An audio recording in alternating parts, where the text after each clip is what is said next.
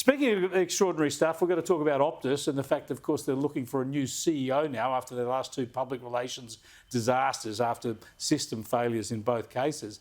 And there's talk about whether Gladys Berejiklian, the former New South Wales Premier, might get the job. Now, Amanda, you don't reckon that can happen?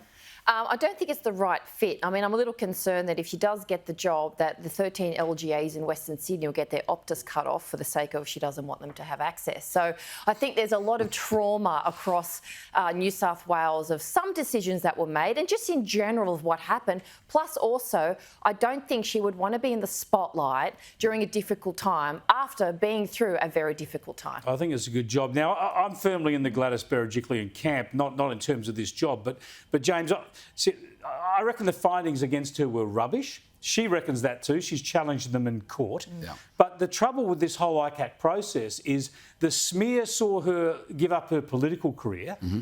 So she's gone out now, she's trying to get a commercial career back.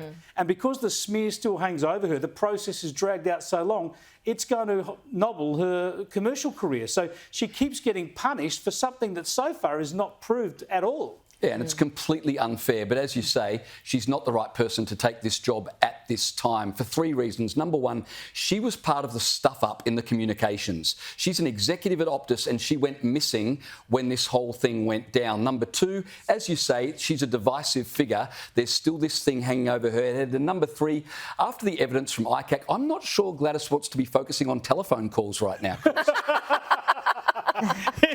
Boom, boom. Spot on, James. On that note, thanks so much to our mega panel, James Macpherson, Lisa Goodard. We'll see you back at 10 o'clock, James. Lisa Goodard in Perth and Amanda Rose here in the studio.